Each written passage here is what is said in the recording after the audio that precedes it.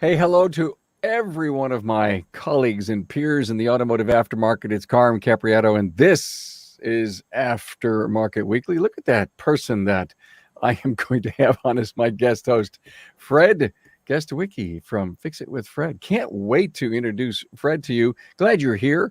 The service aftermarket's best kept secret for personal networking. We do it here, Aftermarket Weekly, Remarkable Results Radio, Town Hall Academy.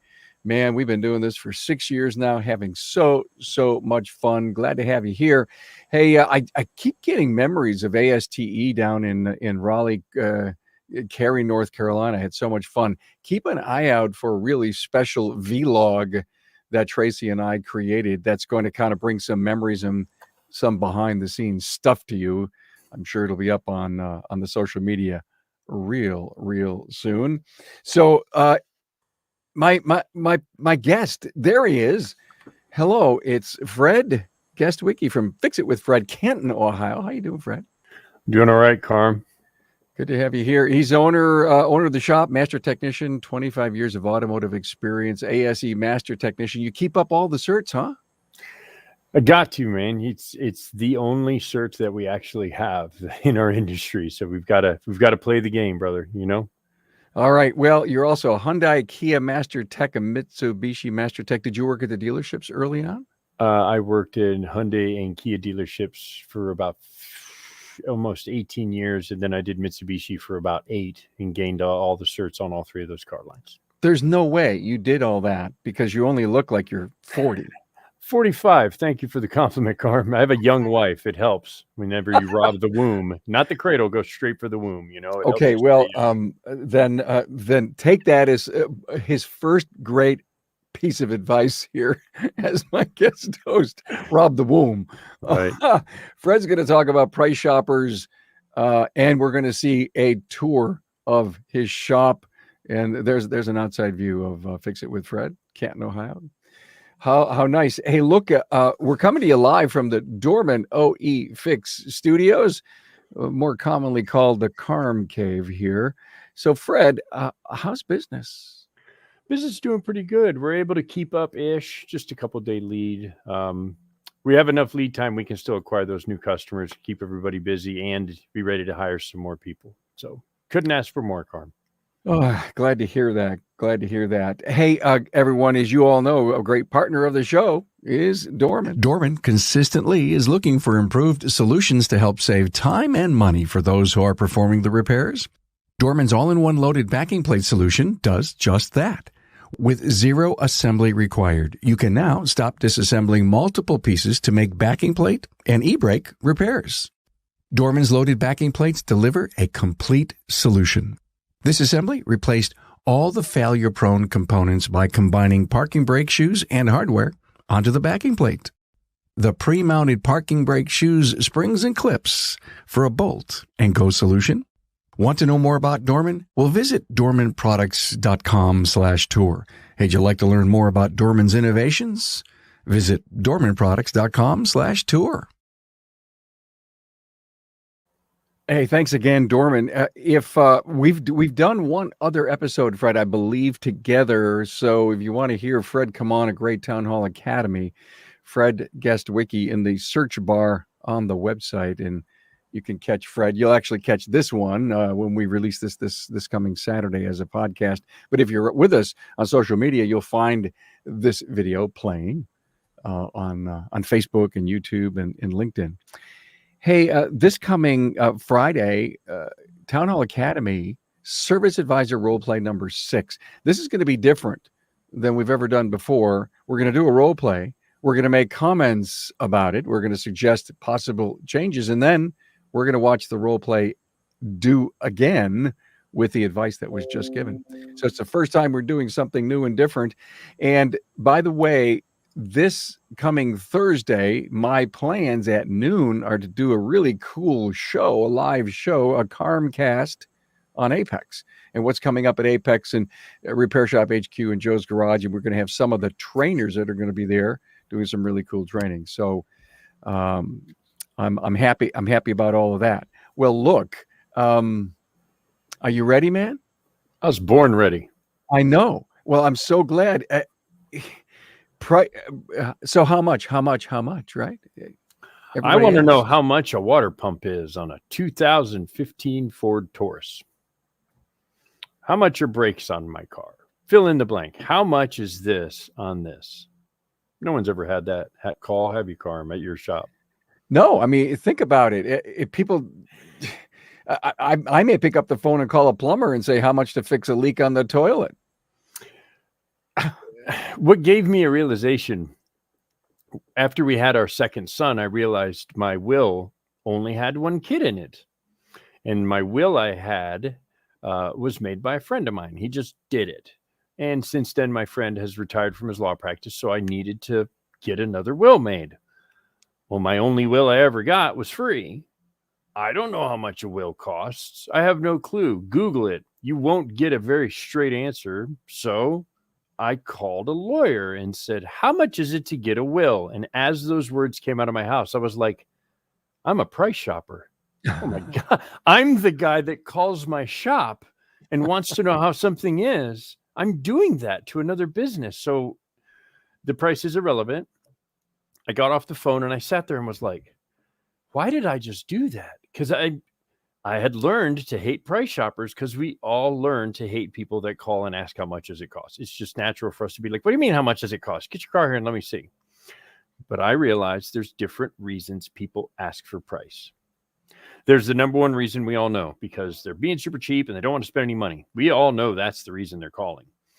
In reality, there's other reasons. One of the top reasons, they want to make sure they have enough money, because if they're going to bring their car to you to fix a brake noise, a coolant leak, a warning light, whatever's broke, they don't want to have $400 in their account to spend, come to you, and you tell them it's $6 and they don't have the money. Right. You want to be prepared. My will. What if the guy's like, it's $18,000? I don't have that kind of money, man. But if he says it's $100, I'd be like, cool. Literally, his answer was going to justify if I was ready to make that purchase. And I hadn't even met the guy. If money's not a problem, people don't just let go of money. They don't go, hey, I have unlimited funds. I'll bring you my car. They want something to talk about. We take these super complicated machines that everything is cool when it's new, everything works, and then one thing's not right, and we go in and we fix these super complicated machines. And now we take a layman or we take a civilian, however you want to look at it, and they call us.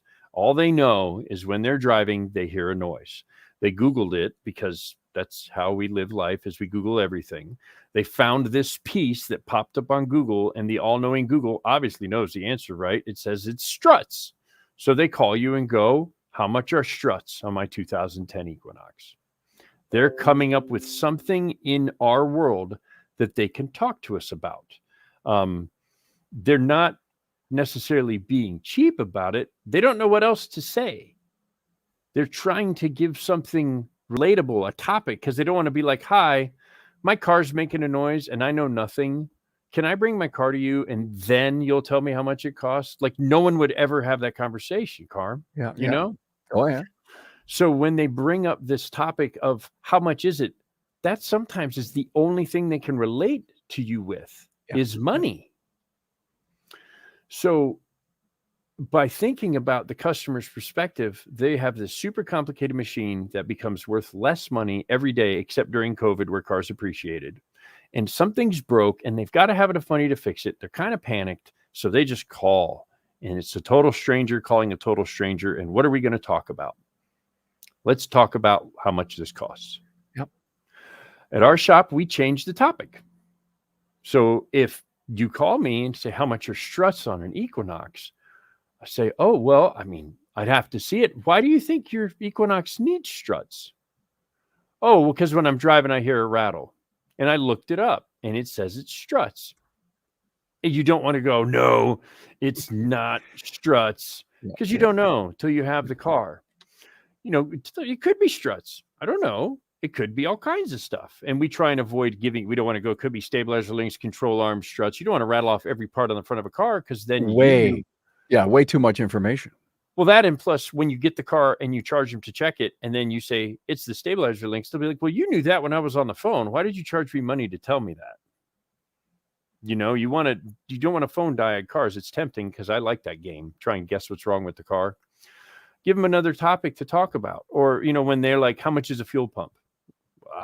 Why do you think you need a fuel pump? Because my car won't start. And then acknowledge that they could be right, because it's very rare for them to be like, how much are struts? Why do you think you need struts? Because my car won't start. People don't Google their way into that or get other friends, So we found by switching the topic, and a lot of times it turns into, well, I already went somewhere. I got it checked. I was told I need this. They know what they need.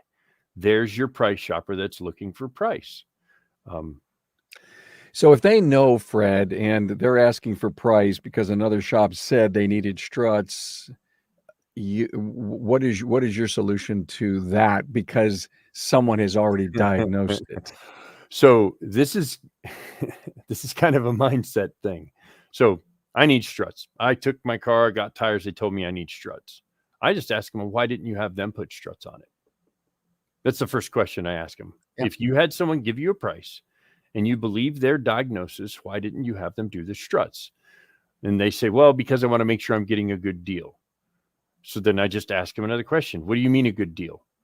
You mean the price, the warranty, the quality of the part? What makes it a good deal? And they'll kind of all that stuff. Well, I don't know what their warranty is. I don't know what parts they're using. I just know what I do. And then that's an opportunity to advertise your warranty. That's an opportunity to advertise top tier parts. And I still haven't given a price. I say, if you don't trust them enough to do the struts, how are you going to trust the diagnosis enough for me to make up this fictitious price? It sounds great. You get here. Now it's wrong. I lied to you. I take my price to be a promise to you. And I don't want to start a relationship with a lie. I want to tell you the price and know that price is true. And I can tell you a price for me to see what's wrong with your car. And then I can give you a price of what the repairs will be. And we use that word promise as a key point to let them know that I'm not going to tell you this number that sounds good to lure you in my door just to change it when you get here. Yeah.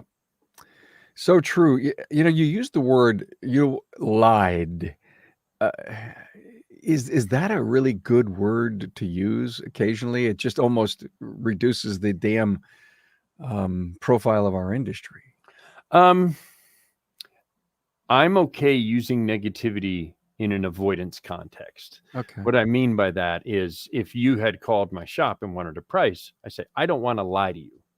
What I'm telling you is that I don't want you to ask me for a price again. Okay. And that's what that is. Our top core value is trust. It's honesty. That is our top core value. So I'm not going to start a relationship by giving you a price, even though you've said you don't want to hold me to it. I hold myself to it. Yeah. And they understand that. And sometimes people go, you know what? I understand that, but I am just looking for a price. Okay, hang up. That's fine. The next time you need auto repair, give me a call first and I can give you that price. Fred, when you get a price shopper, what is your close rate of getting someone to come in so you can really do a thorough diagnosis? Are you hitting 80%? No, not at all. No, because when you're open to the public, you're getting everyone in the world, people that are price comparing you to a shade tree mechanic working on it in their yard. Okay, well then is 50% a good target to close price shoppers? I try and aim for that. I want to say we probably convert about a third to a fourth. Okay. In the area where my shop is, directly across the street, the average house value is $30,000. That's a real number. So there is a lot of not my customer across the street from me, and they call on a regular basis, and that's okay. Because they have friends that are my customers. Treat every person like a friend so they can tell their friends how nice you were, whether you fixed their car or not. It's a great lesson. Thank you so much. I think we struggle a lot with price shoppers, which is the reason in our industry, service advisor training has been so important and so critical to bring the confidence. I mean, a lot of service advisors feel that when a person asks for price, they're not trusted. And sometimes they have to have the self-confidence to get up and over that. Well, how are they going to trust you? They don't even know you. total stranger calling you from a Yeah. website, Google view. Yeah, they don't trust you. That's what you're doing. But the service advisor has to have the confidence to tough through someone who's just looking at a price relationship, knowing we can do so much more and that you're going to lose a few of these calls. Yeah. Yep. Great advice. Thank you. I know in such a short time, a very big topic, but you nailed it. Thank you so much. Thanks, Carl. Hey, let's talk about some of the stuff we have been doing on the show.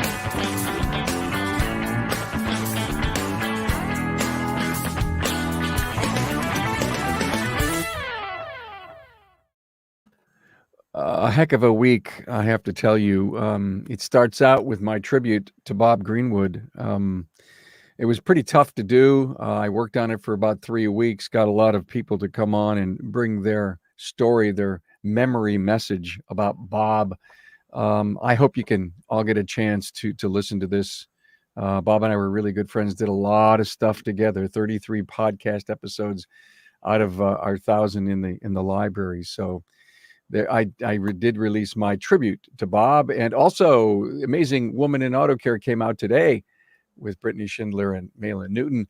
Catching Up with Your Mentor was a great show with Brandon Steckler and Jim Morton. It was really eye-opening.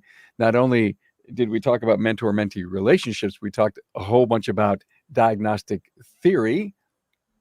And last Thursday, our Town Hall Academy, The Courage to Make Tough Decisions, a very heartfelt story on some of the tough decisions that these lady shop owners had to make. So we sure do appreciate all of that.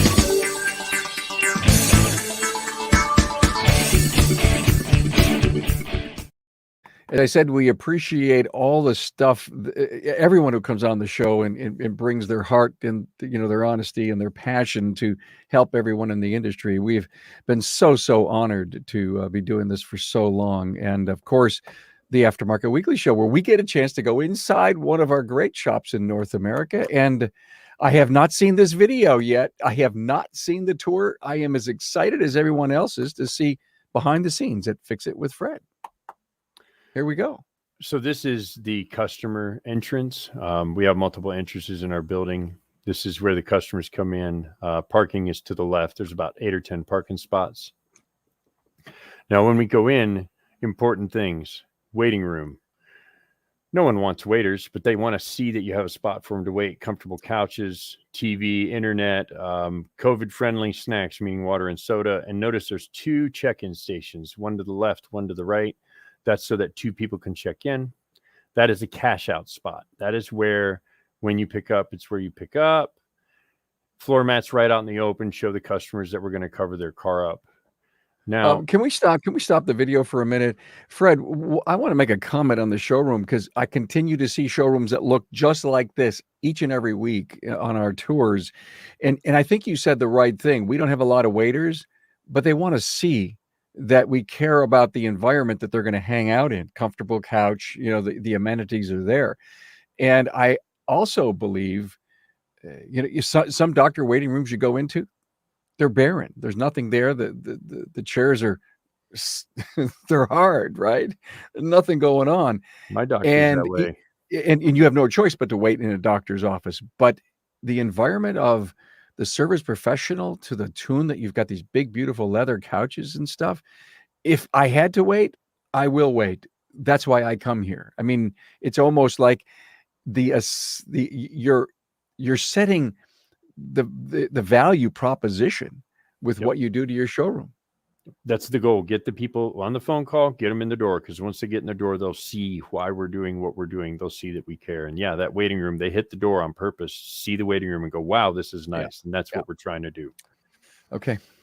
So little kitchen area, that's where we prepare lunch, fridge for the front office. Now, right here is where we have team meeting or any kind of interviews at a team meeting table. That's where every Wednesday I buy lunch. We close from 12 to 1 and talk about whatever's going on.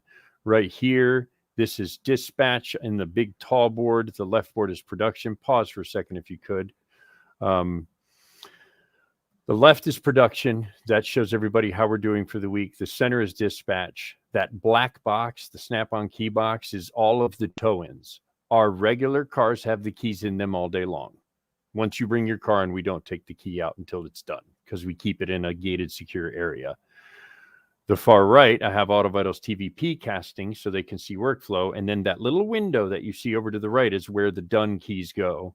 And this is all designed where the technicians have one spot they go to see what's next, see how things are going, drop off keys, get any parts they need, and move on. It's like Tech Reset Central. Go ahead and replay on the. And do you have, is your shop foreman in control of that? It's productivity captain. Yeah, he does all Okay. of the dispatching. And then that's where the techs get their parts right through there. That's where anything that paperwork wise, we give them that stuff. Now that's my office. That's where I'm at right now. That way, if I need to have a meeting, I can do it there. That is where the parts guys enter. So this door is so that you'll never have a scenario where a customer's waiting behind a supplier or a tow guy. You never, ever want that. There's Adam. He's our one special needs employee that does cleaning of the cars, cleaning of the waiting room. He's a very inspiring young man. Now, right here, this is a wall of fame that I'm expanding over to the right. This is anybody's awards, ASEs, certifications. Right over there is where I'm going to fill that whole area up. I've got about 15 more awards. I'm looking to revamp some of how that's set up. So we like to show that. Let's stop there for a moment, and if you can remember, there was a signature piece there. Am I right? Okay, so what that is, if you go play for a minute, that huge thing. So what that is, if you look on the comments, go ahead and pause. Tommy Nicholson commented, Fred the Hyundai Master. The reason he said that is in 2008, I went to the Hyundai National Skills Competition and got first in the United States.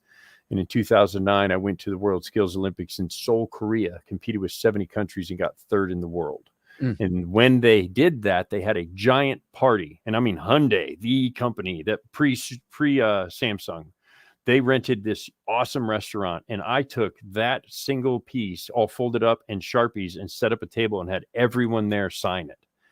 Cool. And I'm the only one in existence. So that has been acid etched where that is protected from sun. It has all the people I competed with signature on it. And I like to keep that front and center, man. I didn't know that about you. Thank you for sharing that. Yeah, man. Now, now that we're leaving the customer area, there's 2 sets of fire doors so they don't smell or hear the shop. Now, before we go in the shop, this is the customer bathroom. Why is a customer bathroom important besides peeing? Now, if you could pause. See that baby change station? Oh, yeah. That's been used once. The person that used it never mentioned it in the review. My favorite review with that baby changing station is a customer of mine that's 78 years old and pointed out the baby change station.